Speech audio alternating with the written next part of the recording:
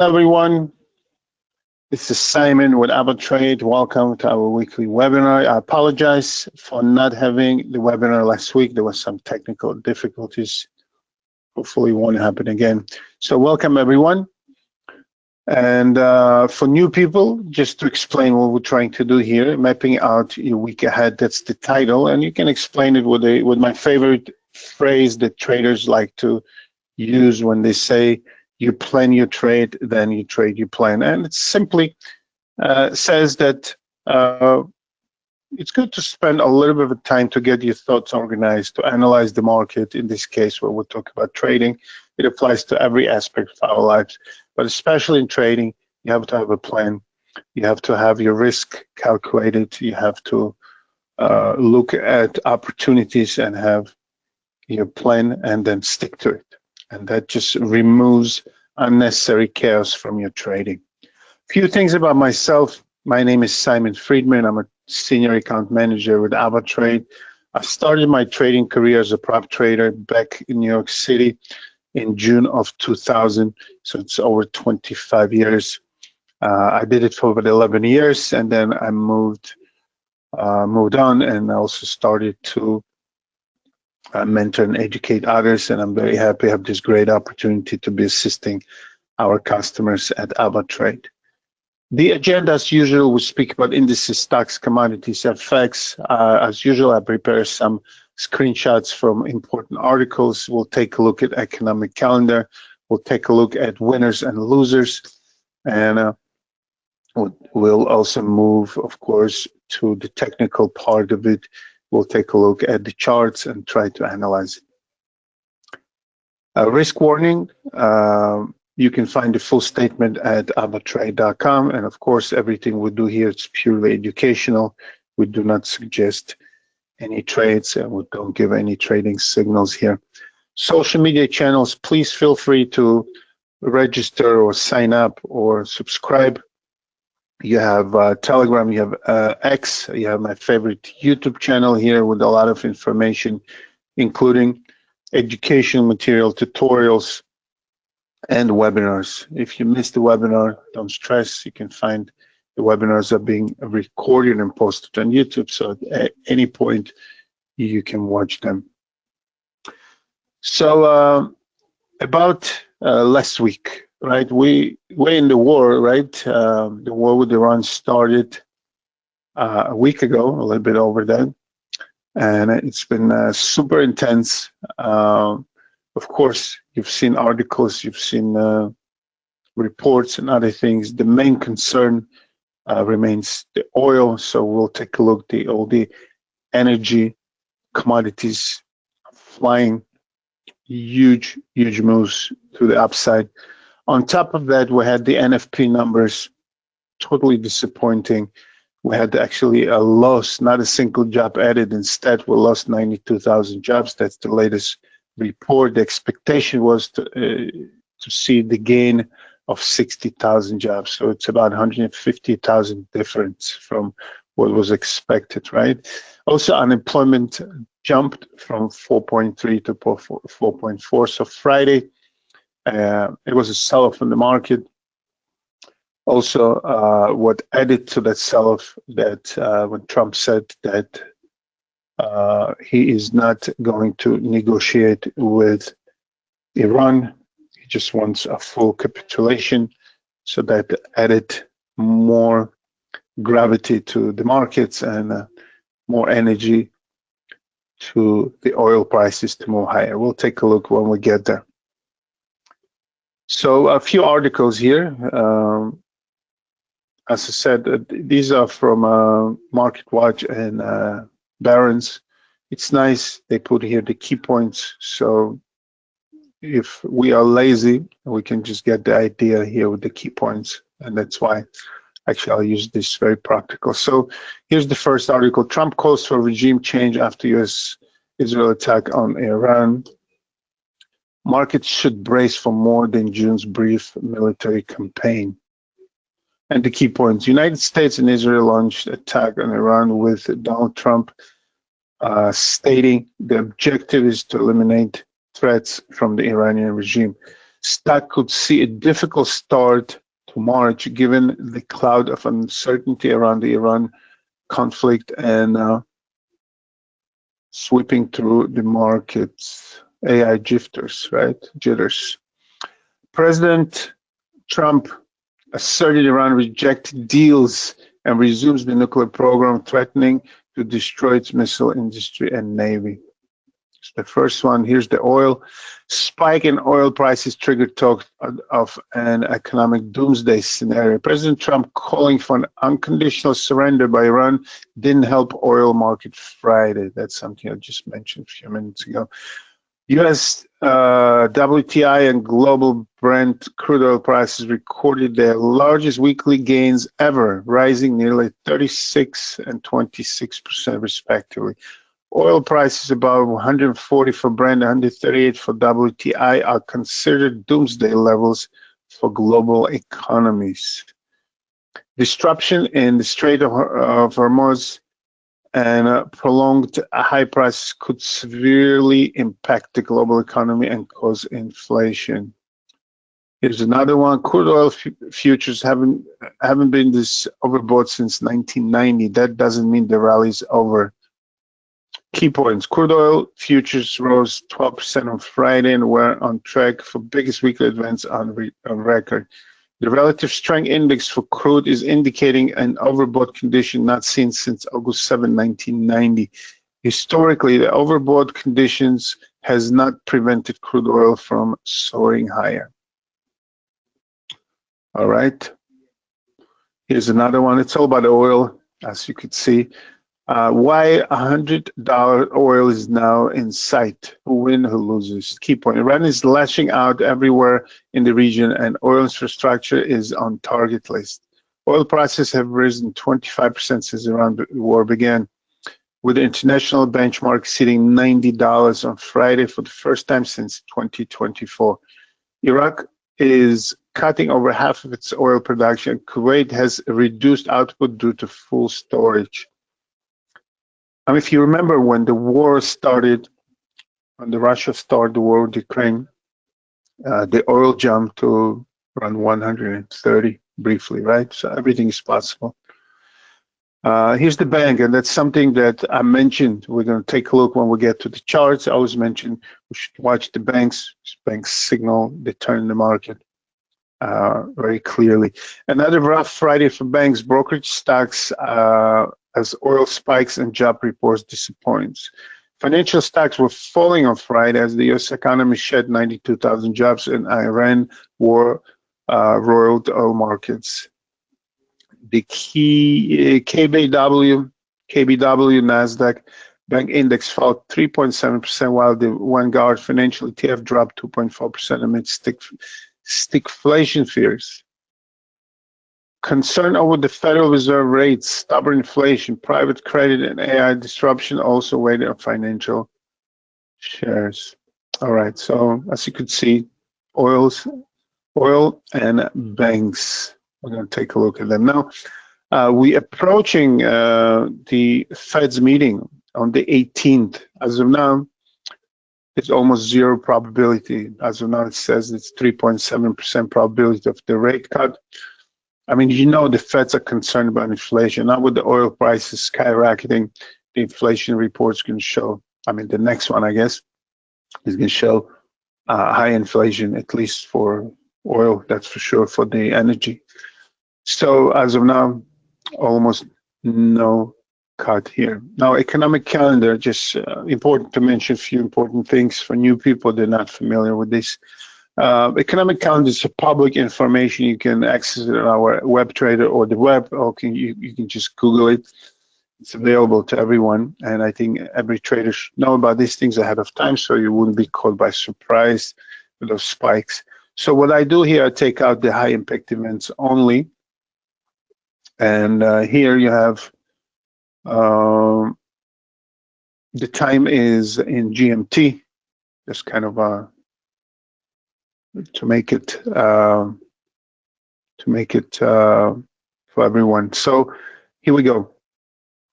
Monday, CPI numbers from China, GDP numbers from Japan. Wednesday, we have CPI numbers from Germany, monetary policy from Bank of England, no time given. CPI numbers from US, very important for the Feds to see. Of course, these numbers will not show. These numbers are from February, so they're not being affected by the war that started on the last day of February, I believe. So CPI, very important. Thursday, Governor of Bank of England speaking, and Friday, we have employment data from Canada, and we have another round of data that the Feds are really focusing on: core personal consumption, expenditure, another inflation number, and GDP numbers from US as well, followed by consumer sentiment. So not a lot, but important data for this week. All right, winners and losers. Clearly, I haven't seen these numbers for a very long time. Heating oil skyrocketing 39.5%, crude oil up 35.63, gasoline up 20%, cocoa. We'll take a look when we get through all of these, but cocoa, it looks like it's trying to reverse that fall. Natural gas up 11.44, coffee is trying to bounce 4.47, wheat 4.27, and Bitcoin tried up 367 for the week. I think it's reversing already. We'll take a look when we get there. Now to the downside, the metals sold, which is a little bit weird. The whole focus was on energies, oil, and oil. So platinum down almost 10%, silver down 963, palladium 908. Nikkei index finally sold, down 8%, huge drop last week. DAX also big drop, minus 7% for the week, and copper drop 417. All right, now we can move to the charts and take a look at these markets from the technical perspective. Let's start from China. China hasn't been so happy since this last run in January, so we've been sliding lower here, which just broke the 200-day moving average. We retested this week the previous low, approximately somewhere here, around 14,300. This was the drop. I think that was the tariffs. After that, we moved higher. So we retested and rejected that. So we might come close to retesting again. We're trading below 200-day moving average, clearly in a downtrend. Japan, here we go. If you'll take a look at the weekly chart, a big drop. We erased 4 weeks of moving higher in 1 week. We're sitting here at 53,800 somewhere. Broke through 50-day moving average here. It's a lot of congestion here, so we might have a little fight between the buyers and sellers in this area somewhere here. Now, U.S. indices, they're playing with 200-day moving average here. We have the S&P 500 testing the 200-day moving average Thursday, followed by Friday, big sell-off. So you could see here, we did close below the previous support, which is not so happy, right? That opens a next zone of action here. We could see continuation, of course. The whole focus is on the war. Some say it could take between 4 to 6. I think this is the official U.S. statement, between 4 to 6 weeks. Some say it might take longer. So nobody knows, right? It could end in a moment, or it could last for a long time. We don't really know. So S&P 500, big sell-off, sitting right on 200-day moving average. NASDAQ, it looks weaker here from the technical perspective. We are up below 200-day moving average here. Dow Jones also tested the 200 moving average and bounced. Germany, big sell-off here. The whole week, we opened the week since the war. We opened with a big gap, another gap, continued, and we came to the levels of December of last year. So you could see here, 23,438. That was the area of support here. And we broke through, moved higher, coming back to retest that support again. UK is the only one that's sitting relatively strong. We're sitting on 50-day moving average. The index was moving really strongly to the upside. This week, the whole week was sold, and we come to the level here of 10,290s, closing below 50-day moving average here. So let's see if we continue lower on the concern on the war, oil, and other things. French index, of course, we just mentioned last week, if you remember. Last week we didn't have one, but the week before we said the French index looks very strong and there's no obvious reason for it to move higher. And take a look, if there's no really significant, a solid reason how it falls, really just folding here. Take a look. This whole move erased in 1 week. Sitting also around 200-day moving average here, breaking the trend line. So those are the indices. Clearly, the global indices are selling. A lot of fear of a long war, of things involved. European countries are getting involved. As you know, Iran is throwing rockets and drones all over the world. I think there was an attack on Cyprus, if I'm not mistaken. So European powers are sending ships and help to protect Cyprus. So those are the indices. Let's move to stocks, and I'm just going to start with Lockheed Martin. Here we go. This is the company that produces anything to do with defense of aviation. The stock's been moving higher since all these wars and everything else. This week, actually, we had a little correction here. Friday, we bounced again. So the question is, where are the highs? So there's nothing holding it from moving higher. And there's a lot of demand, of course. So the question is, will we break after this correction, move higher or not? So we'll see. Now, definitely we want to see NVIDIA. NVIDIA has been in this channel, as we mentioned a few times. It tried to break up, it tried to break down. It's not managing. So we're sitting right on 200-day moving average here on NVIDIA. Now, as we mentioned, the banks, as always, but before the banks, let's just see, as I call them, the big boys, the big seven. Let's see how they do. Apple holding the previous support here between 50 and 200 moving average here. Amazon, it's in a weird zone here. We are below the moving averages. Yeah, we here see the 50-day moving average is crawling slowly, trying to get to cross the 200-day moving average, which for some analysts signals a selling point.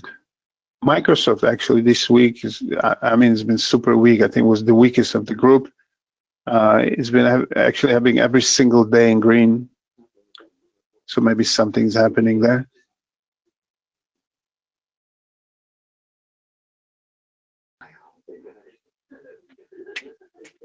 Okay, Google here. Sorry for my pause. We are trying to test this support here, and it's a series level here, as you could see. Since then we broke the previous support, we made a lower high, and if we try to make a lower low here, we could be triggering that selling. And of course, I mean, if the whole market's selling, Nasdaq is selling, everything else, it's going to pull in even the best stocks, which Google was the best of the group, right? So let's see how that plays out. Meta has been sitting here, a lot of congestion here. Let's see, it's really hard to figure it out. But clearly we have a support around 628 and resistance, the recent resistance around 670s. Tesla below the 400, sitting above the 200-day moving average here. And these are the big guys. Let's see, of course, let's see how the market is opening. I think the public will digest the whole situation, including the really bad job report. So we might see actually a strong gap down on Monday with a lot of concerns and fears and get me out kind of mood. So again, nothing is for sure, nothing is in stone, but it could be that we'll see a major gap down on Monday. What else? The banks, right? Here we go. So the banks started this move already after we failed to break through these levels here. This is the JP Morgan 325, the previous level somewhere here. We refused to move higher with the sell-off, and clearly we're making lower highs, lower lows here, breaking through 200-day moving average, significant sell-off. Goldman, same story. We are actually above the 200-day moving average as of now. Bank of America as well below 200-day moving average here. And we're actually trading around the major level here. That was October 2025. Take a look how rapidly we actually sold here. And it's Citigroup as well. Lower lows, lower highs are being made. So the banks are showing us there's a panic, there's a sell-off, and let's see how this week opens up. One company caught my eye, AT&T. If you remember, we've been selling, and then starting this year, January, we had a really vertical move to the upside. We stopped at the current levels here around $28, $29. And now we're kind of stuck. We're trying to break out. We can't. And this is a significant level here around 28.60, 29.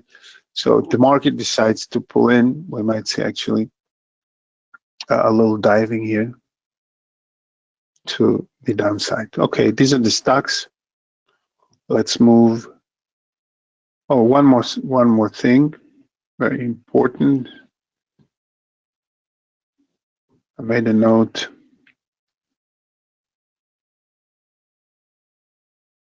Let's see where I had it. Nike. I wrote to my note. Just do it is not working, right? The major line of Nike, or slogan. Nike is really trying. Take a look. We were here at 77.50s here back in August of last year. Since then, we've been selling off here after reaching a bottom here at 56, 57. We had a nice jump all the way to 200-day moving average here. Sold again, retested again, and now we're back to square one. So this is very, very serious right here. We right at the level of December 2025, and we went there really, really fast with huge gaps, as you could see here. So that's why I kind of say just do it doesn't work anymore for Nike. So if we do break this level, which we might, take a look. This is the weekly chart. You can see it clearly. Lower lows, lower highs, fighting to break through the previous support here, as we said, from December. If we do break that, we might see the test at 52.27, right? I mean, it's clearly, I guess other brands are taking over, whatever the fundamental reason is, but technically Nike doesn't look that happy here, right? I just thought I wanted to share that with you. Okay, moving to commodities, and we'll go through those winners and losers really quick. I mean, we don't need to focus a lot. Here's heating oil, vertical to the upside, crude oil, vertical to the upside, gasoline, vertical to the upside. Now, cocoa, very interesting. So I'm going to zoom out first to see if you remember all this issue with shortage. We spoke about it millions of times. Shortage of cocoa beans in West Africa, especially Ivory Coast. We had a really parabolic move to the upside all the way to 11,700. Then we had a little correction here that lasted for a while. Then we had a retest moving high all the way to almost 13,000. Moved back. lower high, and we've been sliding for a while now. Now, this is the first serious week that we see, since this last leg to the downside, pretty much since the beginning of the year, right? We had to try here, but it wasn't so serious. This one erased the previous week pretty much, right? At least the body of the candle did. So it could be that we're possibly entering a reversal here on cocoa. And if the trader catches the reversal, it could be a very rewarding trade. And of course, nobody's promising that, because we could as well turn around and go retest the lower levels. But as you could see, there was a lot of accumulation. This is a daily chart. So since making the low here on 27th of February, the very next trading, the March 2nd, where the reversal, then we had pretty much flat opening and closing, and then Friday was a nice move to the upside. So let's watch cocoa on a possible reversal, and if that's the case, we could see some steady move to the upside potentially. So that's cocoa. Natural gas had a pop, not as significant as these ones right here, but still up 11% here. Coffee, the swell has been selling for a while. Similar situation to cocoa possibly. We had a lot of accumulation here trying to break below. We failed, and now we could be moving to the upside, kind of rounding up here. Wheat also had a nice move this week. Take a look. We had 4 consecutive weeks of breaking through the previous resistance. Very robust move on wheat. And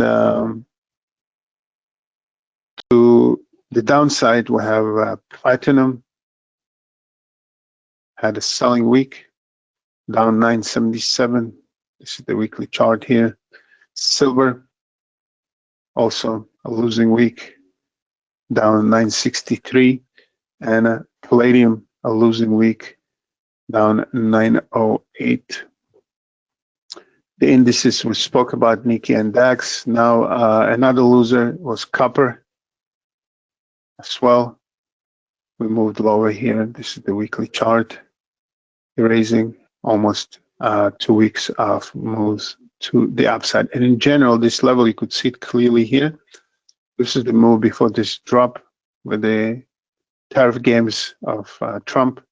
We reached this level 595.50. So that's kind of a level that we could be and should be watching.